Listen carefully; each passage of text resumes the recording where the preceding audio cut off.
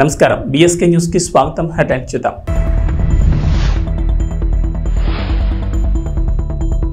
అభివృద్ధికి మద్దతు, బొగ్గనదే గెలుపు. వైఎస్ఆర్ కాంగ్రెస్ పార్టీలకు మొదలైన చేరికలు.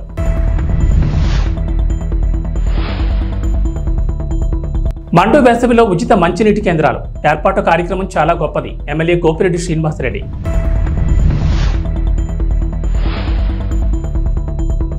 ప్రైవేట్ విద్యా సంస్థల అభ్యున్నతికి తోడ్పడతా ఎమ్మెల్యే అభ్యర్థి రాచమల్లు శివప్రసాద్ రెడ్డి. గుంటూరు జిల్లా సత్తెనపల్లిలో మాజీ సీఎం నారా చంద్రబాబు నాయుడిని వికలాంగుల పోరాట సమితి రాష్ట్ర నాయకులు మరియు వ్యవస్థాపక అధ్యక్షులు మందకృష్ణ మాది కలిశారు. ఈ సందర్భంగా వికలాంగుల హక్కుల పోరాట సమితి ఆధ్వర్యంలో నారా చంద్రబాబు నాయుడు వికలాంగులకు హామీలను నెరవేరుస్తామని హామీ ఇచ్చారు. ఈ కార్యక్రమంలో నాయకులు పాల్గొన్నారు. విభిన్న ప్రతిభావంతులుగా డిక్లేర్ చేసిన పార్టీ తెలుగుదేశం పార్టీ. ఏ కార్యక్రమం చేసినా మళ్ళా మిమ్మల్ని విభిన్న ప్రతిభావంతులుగా గుర్తించి ఆ విధంగా పనిచేయడానికి ఏం అవసరమో అన్ని చేసిన పార్టీ తెలుగుదేశం పార్టీ. ఈరోజు మీరందరూ ఒక పక్క కృష్ణమాదిగ ఎప్పటి నుంచో మీకోసం పోరాడుతున్నాడు. మన కోటేశ్వరరావు అయితే మీకోసం ఒకప్పుడు కాదు కార్పొరేషన్ చైర్మన్ గా 2 సేవలు ఇచ్చాడు. ఆ రోజు మీరు చూశాను. ఏదైతే మోటార్ బైక్స్ కూడా మీకు అందరికీ చూపించారు కనుక కోటేశ్వరరావు గారి తెచ్చింది చెప్పడం వేరే, దాన్ని అమలు చేయడం లేదు. ప్రతి సంవత్సరం ఇంటర్నేషనల్ వికలాంగుల దినోత్సవాన్ని కూడా తూచాగా తప్పకుండా చేసేవాడు. ఈ ప్రభుత్వం వచ్చిన తర్వాత వికలాంగుల గురించి పట్టించుకునే పరిస్థితి లేదు. చాలా దుర్మార్గంగా ఉన్నారు. ఏది ఏమైనా ఇప్పుడే మీకోసం వికలాంగుల హక్కుల పోరాటం తరఫున మన మందాకృష్ణ మాదిక్ గారు ఈరోజు ఇప్పుడే నాకు రిప్రజెంటేషన్ ఇచ్చారు. తప్పకుండా మీ అందరినీ ఆదరించే బాధ్యత, మీరు చెప్పిన పనులు చేసే బాధ్యత తీసుకుంటామని చెప్పి తెలియజేసుకుంటూ 6,000 రూపాయలు పెన్షన్ అడిగారు. చాలా కష్టాలు ఉన్నాయి, మీరు గుర్తుపెట్టుకోవాలి. ఈ ప్రభుత్వంలో మొత్తం అప్పులు అయిపోయినాయి. నాకే ఆశ్చర్యం వేస్తోంది. ఇది ఏమైనా చేయగలుగుతామా లేదని కూడా అనుమానం ఉంది. అయినా కూడా మీ కష్టాలు దృష్టిలో పెట్టుకుని ఈ 6,000 రూపాయలు పెన్షన్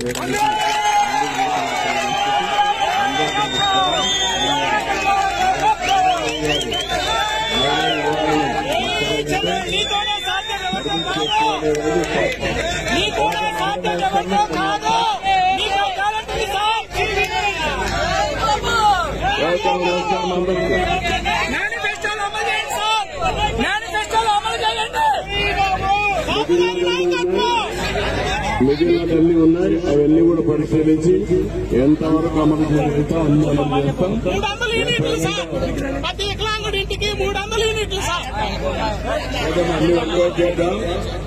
నిర్లక్ష్యం ఖరీదు ఒక పేద బిడ్డ ప్రాణం. అటు గురుకులం ఇటు వైద్యుల నిర్లక్ష్యం కలిసి మధ్యన మైనార్టీ గురుకులంలో ఈ ఘటన చోటు చేసుకుంది. దీని కడుపుకోతకు కారకులు ఎవరని ప్రశ్నిస్తున్నారు. ఒక్కగానొక్క కొడుకు చనిపోవడంతో పేద దళిత కుటుంబంలో విషాదం నెలకొంది. 2 రోజుల క్రితం జరగగా ఆలస్యంగా ఈ సంఘటన వెలుగు చూసింది. సంఘటనపై విచారణ జరిపి కుటుంబానికి న్యాయం చేయాలని పేరెంట్స్ కమిటీ కోరుతోంది.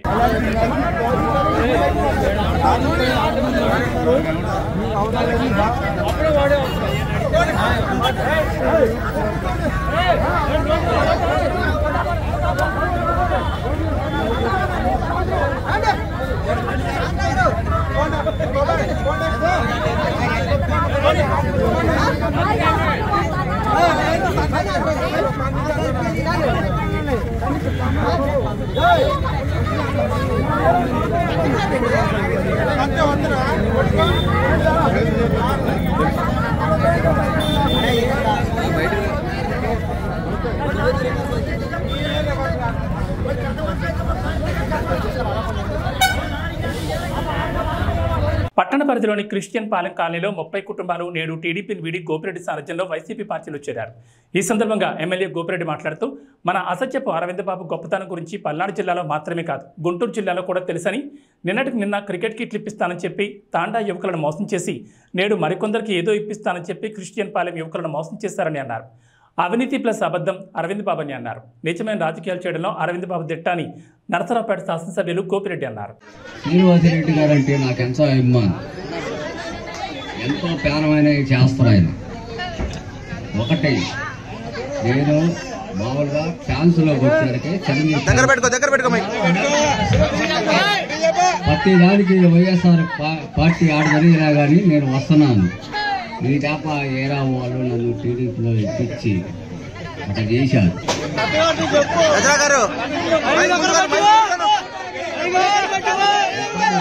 టీడీపీ వాళ్ళు నన్ను జనసేనగా లోన్లు ఇప్పిస్తారా అది అని మాట్లాడారు. నేనైనా కానీ ప్రాణం ఉన్నా ఏది ఉన్నా కానీ వచ్చిన దాకా వైసీపీలోనే నేను ఉంటానని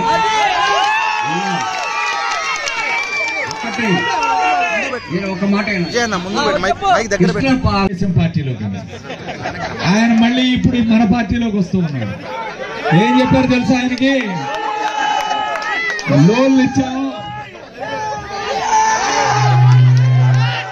లోన్లు ఇప్పిస్తామని చెప్పి అబద్ధాలు చెప్పి పార్టీలో చేర్చుకున్నారు. నిన్న చాకలగుంట తండాలో కొంతమంది వచ్చారు, ఒక 15 కుటుంబాలు. వాళ్ళు కూడా చెప్పారు. వాళ్ళు ఏం చెప్పారు? క్రికెట్ కిట్ ఇస్తా ఉన్నారు సార్, ఆడుకోవడానికి గ్రౌండ్ ఇస్తా ఉన్నారు, 2 ఎకరాలు కొనిస్తా ఉన్నారు. 2 ఎకరాలు కొనియటం కాదు, కిట్టే ఇవ్వలేదు ఇంతవరకు మాకు అని చెప్పి మళ్ళీ నిన్న జాయిన్ అయ్యారు మన పార్టీలో. ఇది ఇట్లా ఉంటుంది అనమాట. రోజుకొక కథ, రోజుకొక అబద్ధం. అరవింద్ బాబు పేరు అబద్ధాల అరవింద్ బాబు, పుట్టుకు కూడా అబద్ధాలు చెప్తాడు. ఆయన హాస్పిటల్లో ఎన్నో ఆపరేషన్లు చేశాడు, ఒక్కదానికి కూడా అబద్ధం చెప్పకుండా బయటికి పంపాడు పేషెంట్. లోపల రాడ్ వేసానంటాడు, రాడ్ ఉండదు. అది ఖచ్చితంగా నాకు తెలుసు, ఎందుకంటే నేను కూడా దానికి సంబంధించిన ఎముకల డాక్టర్నే కాబట్టి ఈ అబద్ధాలు చెప్పడం నాకే కాదు, గుంటూరులో ఎవరైనా ఎముకల డాక్టర్ని అడగండి, చెబుతాడు. చేసినవన్నీ చెప్పే అబద్ధాలు, చేసే అబద్ధాలు. కాబట్టి ఆయన మాటలు నమ్మితే మోసపోవడమే. ఇప్పుడు కర్నూలు జిల్లా పత్తికొండ నియోజకవర్గం ఎమ్మెల్యే కంగాటి శ్రీదేవి ఎన్నికల ప్రచారం నిర్వహించారు. ఈ సందర్భంగా ఇంటింటికి వెళుతూ చేసిన అభివృద్ధిని ఓటర్లకు వివరించారు. 2 ఓట్లను ఫ్యాన్ గుర్తుకు వేసి జగనన్నను ముఖ్యమంత్రిని చేయాలన్నారు. జగనన్న ముఖ్యమంత్రి అయితేనే సంక్షేమ పథకాలు అందరికీ అందుతాయని ఈ సందర్భంగా ఓటర్లకు తెలిపారు. తనతో పాటు ఎంపీ అభ్యర్థిని కూడా గెలిపించాలని ఈ సందర్భంగా కోరారు. ఈ కార్యక్రమంలో వైసీపీ నాయకులు, కార్యకర్తలు, అభిమానులు పాల్గొన్నారు.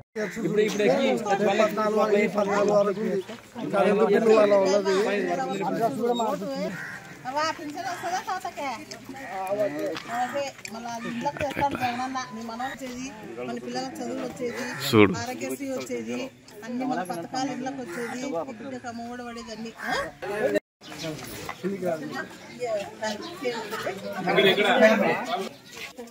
దానికి మళ్ళీ అంటే ఇంట్లోకి మళ్ళీ నన్న వస్తుంది, మళ్ళీ వాళ్ళంటే పెట్టలే.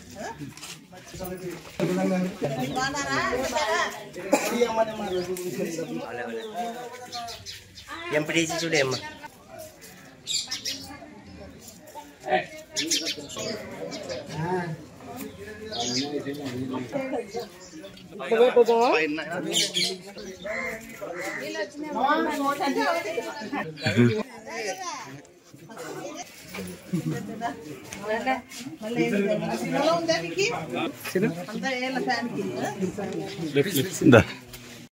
కర్నూలు జిల్లా వెల్దుర్తి మండలంలోని గువ్వలకుంట్ల గ్రామంలో తాగునీటి సమస్య నెలకొన్నట్లు గ్రామస్తులు తీవ్ర ఆందోళన వ్యక్తం చేస్తున్నారు. గ్రామంలో బోర్లు పూర్తిగా ఎండిపోయినట్లు గ్రామస్తులు పేర్కొంటున్నారు. దీంతో తాగడానికి తీవ్ర ఇబ్బందులు ఎదుర్కొంటున్నామని మహిళలు ఆవేదన వ్యక్తం చేశారు. ఉన్న ఒక్క బోర్లో నీరు కొద్దిగా మాత్రమే వస్తోందని, దానికి కూడా కుళాయిల వద్ద సిగపాట్లు తప్పడం లేదన్నారు. తాగునీటి సమస్య అధికారులకు కనిపించడం లేదా అంటూ మహిళలు నిలదీస్తున్నారు.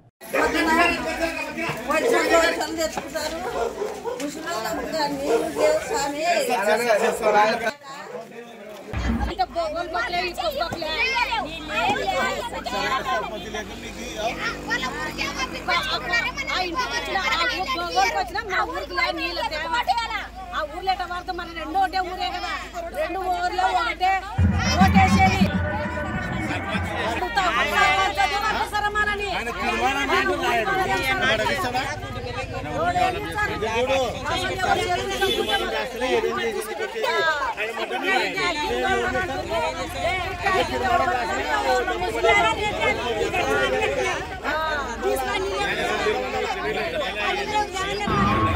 జయశంకర్ భూపాలపల్లి జిల్లా మెట్లపల్లి గ్రామానికి చెందిన రాళ్లబండి శ్రీనివాస్ తెలంగాణ కిరణం రిపోర్టర్ ఎస్ఐ ఉద్యోగాలు, ఎంఆర్ఓ ఉద్యోగాలు ఇప్పిస్తానంటూ లక్షల రూపాయలు వసూలు చేశాడని జమ్మికుంట గ్రామస్తురాలు మియాపురం స్వరూప్ తెలిపారు.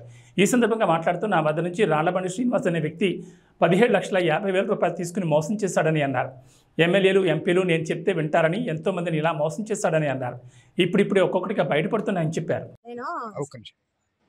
స్వరూప మియాపురం స్వరూప మాది జమ్మిగుంట నేను కూరగాయలు అమ్ముతా మొట్లపల్లి గ్రామము మీ రాళ్ళబండి శ్రీనివాసు 15,50,000 రూపాయలు నా బిడ్డకు జాబ్ అని నేనే అడిగిన ఇట్లా పెట్టిద్దరనగానే తెలియగానే నేను పోయి అడిగితే నీ నుంచి ఏమవుతుందిరా నువ్వు నీ నుంచి కాదు నువ్వు అంత పైసలు పెట్టలేవంటే బాబాయ్ నేను ఇక్కడ భూమి కొనుక్కున్నా ఈ ఎక్కడ అంటే లాయర్ శ్రీధర పక్క పండి నేను 2014లో 8,50,000 పెట్టి భూమి కొనుక్కున్నా అదమ్ముతా బాబాయ్ ఇంకా అప్పైనది ఎత్తాను నా బిడ్డసే కావాలని నాకు గోల్ బాగున్నది బాబాయ్ నాకు భర్త లేడు నేను రోడ్డు మీద కూరగాయలు అమ్ముతాను నా లెక్క నా పిల్లలు కావద్దని నాకు బాగా ఆశ ఉన్నది బాబాయ్ పిల్లగాడు అంటే గవర్నమెంట్ క్యాంపస్ సీట్లు వచ్చినాయి పిల్లగాడు చదువుకుంటాడు వాడు ఎట్లయినా సెట్ అవుతారు కానీ అమ్మాయి ఒకటి కాలేదు బాబాయ్ చదువుతుంది కానీ మా దగ్గర అంత లేదు ఇక ఏ లెక్కనో లెక్కన నువ్వు ఈ జాబ్ పెట్టిస్తామని తెలుసు బాబాయ్ నువ్వు విలేకరు వాట నువ్వు ఏంటిది ఇది సినిమాలలో డైరెక్టర్ అనేది తెలుసు బాబాయ్ నాకు నువ్వు చెప్పినావు అందరు చెప్పారు ఏదో దేవుని దేవాలన్నా నీ దగ్గరికి వచ్చిన బాబాయ్ నా బిడ్డకు జాబ్ పెట్టియే అంటే మరి నీ నుంచి అయితే ధర 18 లక్షల నుంచి 16 లక్షలు 12 లక్షలు ఒక్కొక్క జాబ్కి ఒక్కొక్క రకంగా బ్యాచ్లు ఉంటాయంటే సరే బాబాయ్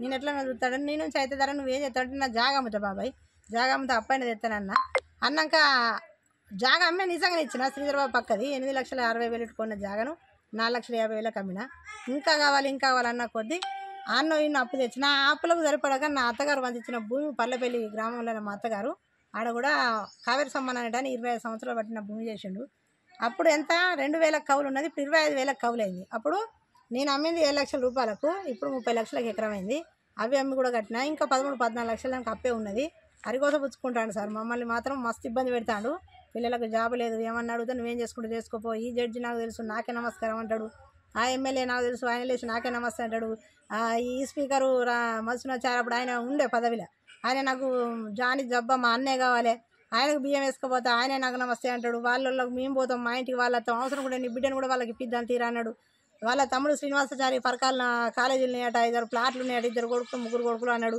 ఆడ తీసుకుపోయి ఆడ కూడా మమ్మల్ని మాట్లాడించుండు నా బిడ్డతో 45 నిమిషాలు నిలబడి మాట్లాడడం వాళ్ళు ఎంత మంచోళ్ళని ఇట్లా మంచోళ్ళని బాగా పేరు వేయరాడు పేరు వాడు కాదు బాబాయ్ నా బిడ్డ జాబ్ అయిందట అత్తది 15 రోజుల పైసలు ఇచ్చేటప్పుడే అన్న నేను బాబాయ్ మరి కన్ఫామా కాదంటే 15 రోజుల ముందు నాకు జాబ్ వద్దనుకుంటే 15 రోజుల ముందు చెప్తే నీ పైసలు నీకు ఇప్పిస్తారా నువ్వు ఇబ్బంది పడకన్నాడు గ్రూప్ 2 జాబ్ పడ్డది 2016లో ఎండింగ్నో 17 ఫస్ట్ వీక్లో పడితే కుదిరాల నా బిడ్డకు సెంటర్ పడ్డది అయ్యప్ప గుడికి ఆపోజిట్ కార్లో తీసుకుని రాయించాడు దానికి ముందు నా బిడ్డ హైదరాబాద్లో కోచింగ్ తీసుకుంటాడు ఆయన కూడా అక్కడికి పోయి మరి అమ్మ ఏం సంగతి రాత్తవా నువ్వు పాస్ అవుతావా ఏం సంగతి అంటే అయ్యో అట్లా అంటాను ఏంది బాబాయ్ తాతయ్య నువ్వు ఆల్టికలే నంబర్ వేసి లేచేస్తా నేను చూసుకుంటా అంటే నువ్వు ముందు మీరు ఎన్నుకున్నారన్నారు కదా బాబాయ్ తాతయ్య మరి ఇప్పుడు మళ్ళీ అట్లా అంటాను అని అంటే అట్లుంటుందా రాయాల నువ్వు రాస్తేనే దానికి వెనుక చూసుకుంటావు కానీ ముందు ఆల్టికెట్ నెంబర్ వేసి లేచేస్తున్నారు తాతరా అంటే ఇట్లా నా తాతయ్య అంటే నువ్వు అన్నావు కదా తాతయ్య అంటే లేదురా అప్పుడు అన్నీ వేరే అంటే మరి మాకు అన్ని వద్దు తాతయ్య మా పైసలు మాకు అని నా బిడ్డ కూడా అక్కడ వారం రోజులు గ్రూప్ 2 ఎగ్జామ్ ఉన్నదని కూడా నా బిడ్డ కాలేజీ పోయి కూడా అడిగితే అదేంటిది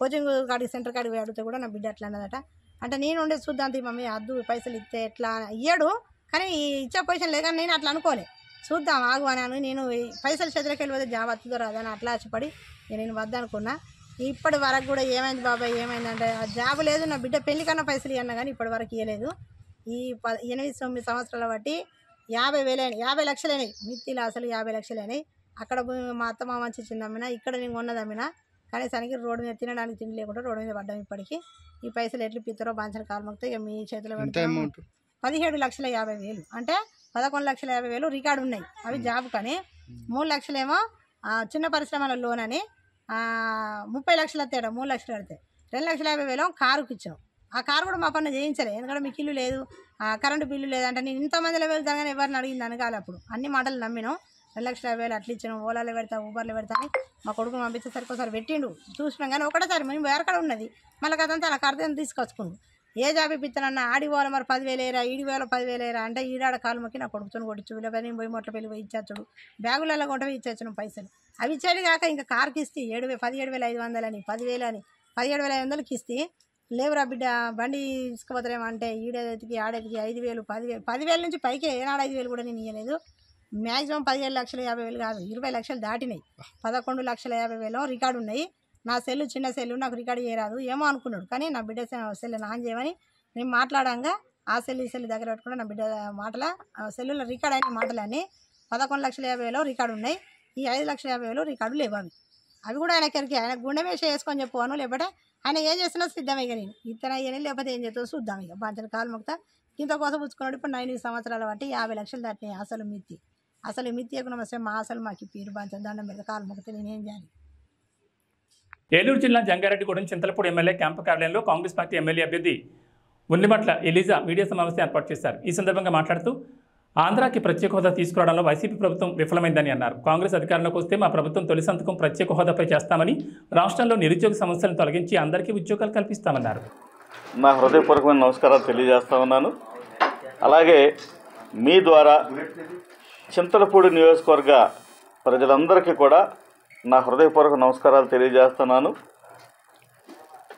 ఈ సందర్భంగా నేను మీడియా సమావేశాన్ని ఏర్పాటు చేసిన దేనికంటే ఈరోజు నుంచి మరి కాంగ్రెస్ పార్టీ ప్రచారం కార్యక్రమాన్ని మొదలు పెడతా ఉన్నాము. ప్రచారంలో భాగంగా ప్రతి గ్రామం తిరుగుతాము, ప్రతి ఓటర్ని కలుస్తాము. కాంగ్రెస్ పార్టీ ఇచ్చినటువంటి గ్యారంటీలు ఏవైతే ఉన్నాయో 9 గ్యారంటీలు, ఆ 9 గ్యారంటీలు మరి ప్రజలందరికీ కూడా తెలియజేస్తాము. గత ప్రభుత్వానికి లేదా ఇప్పుడున్న ప్రభుత్వానికి వారు ఏం చేయగలిగారు, ఏం చేయలేకపోయారు అనేది మేము కంపేర్ చేసి ప్రజలకు వివరిస్తాము. అలాగే కాంగ్రెస్ ప్రభుత్వం అధికారంలోకి వస్తే ఏం చేస్తాము అనేది కూడా మేము ప్రజలకు వివరిస్తాము. మరి గతంలో ఇచ్చినటువంటి పథకాలన్నింటికంటే మెరుగైనటువంటి పథకాలు మేము కాంగ్రెస్ పార్టీ ప్రకటించడం జరిగింది. అది మీ అందరికి కూడా తెలుసు. 9 గ్యారంటీలు కాంగ్రెస్ ప్రభుత్వం ఇస్తున్నటువంటి 9 గ్యారంటీలు మరి మా గౌరవ అధ్యక్షురాలు పిసిసి అధ్యక్షురాలు గౌరవనీయులు శ్రీమతి షర్మిల గారు విడుదల చేయడం జరిగింది ప్రెస్కి. అవన్నీ కూడా మీరు చూశారు. అలాగే మొన్ననే మరి గౌరవనీయులు మన రాహుల్ గాంధీ గారు నేషనల్ వైడ్ ఏదైతే మేనిఫెస్టో ఉందో ఆ మేనిఫెస్టోను కూడా విడుదల చేయడం జరిగింది. సో ఇవన్నీ కూడా మేనిఫెస్టోలో ఉన్నటువంటి అంశాలని, అలాగే ఆంధ్రప్రదేశ్కు ప్రత్యేకంగా ఇస్తున్నటువంటి 9 గ్యారంటీలని ఇవన్నీ కూడా ప్రజలకి తెలియజేస్తాము, ప్రజలను మెప్పిస్తాము. ప్రజల్ని ఓట్లు మాకు కావాలని చెప్పేసి మేము అడుగుతాము, హక్కుగా అడుగుతాము. మరి ఖచ్చితంగా మరి ఈ నియోజకవర్గంలో కాంగ్రెస్ పార్టీ గెలుపు ఖాయమని చెప్పి ఈరోజు మేము తెలియజేస్తా ఉన్నాము. అలాగే కేంద్రంలో ఖచ్చితంగా కాంగ్రెస్ ప్రభుత్వం మరి రాబోతుందని మీ అందరికీ కూడా తెలియజేస్తా ఉన్నాను. కాంగ్రెస్ ప్రభుత్వం కేంద్రంలో ఏర్పడంగానే చింతలపూడి నియోజకవర్గంలో మరి కేంద్ర నిధులతోటి మంచి అభివృద్ధిని సాధిస్తామని చెప్పి మీ ద్వారా ప్రజలందరికీ కూడా మనవి చేస్తా ఉన్నాను, తెలియజేస్తా ఉన్నాను. కర్నూలు జిల్లా ఆలూరు తాలూకా హోళగుంద మండల కేంద్రంలో జరగబోయే సార్వత్రిక ఎన్నికల్లో భాగంగా ఎస్ఐ పెద్దయ్య నాయుడు పోలీసు సిబ్బందితో హోళగుందలో ఈర్లకట్ట దగ్గర ప్రజలకు అవగాహన సదస్సు నిర్వహించారు. ఈ సందర్భంగా మాట్లాడుతూ ఎన్నికల సమీపించడంలో కక్షలు విభేదాలు లేకుండా ప్రశాంతంగా ఓటు వేయాలని ప్రజలకు సూచించారు.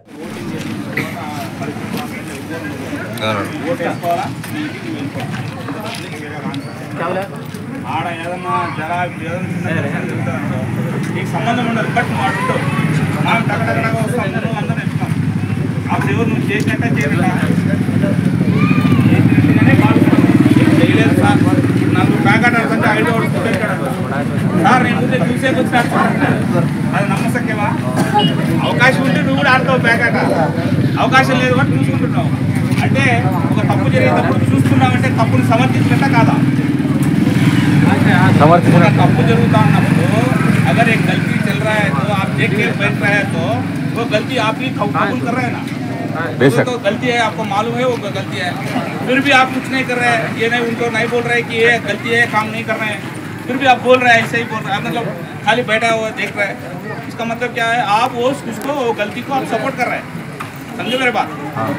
ये ऐसा समझे मतलब वो जो सपोर्ट करता है वो भी गलत काम है. అంటే ఒక తప్పు జరిగేటప్పుడు తప్పుని తప్పని చెప్పాలా, లేదంటే అక్కడ నుంచి సైలెంట్గా వెళ్ళిపోవాలి. తప్పు జరిగేటప్పుడు మీరు ఆడే ఉన్నారంటే ఆ తప్పులో మిమ్మల్ని కూడా కవర్ చేసేస్తారు. ఆ పాయింట్ అర్థమైందండి. సో దీని అంతా సారాంశం ఏంటంటే ఓటు వేసుకుని మట్టగా ఇంటికి రావడం బెస్ట్ అనిపిస్తుంది. ఒకవేళ ఇంటికి వచ్చినావు కొత్త నుంచి సాయంత్రం వరకు నీకు పౌనికి లేదు, కట్టేసినట్టుంది నీకు, సేమ్ పొలానికి వెళ్ళిన పోవట్లేదు బయటికి, అర్థమవుతుందా? మళ్ళీ వేరే ఊరికి పోవద్దు, వేరే ఊరికి పోతే వీడియో దొంగ డ్రెస్ తెచ్చుకోవడం మా ఊర్లే కట్టారు, అర్థమవుతుందా? సేమ్ లేకపోతే ఎండింగ్ స్థానం చెట్టు కింద ప్రశాంతంగా అడవి క్యారీ కట్టుకుంటే లేదంటే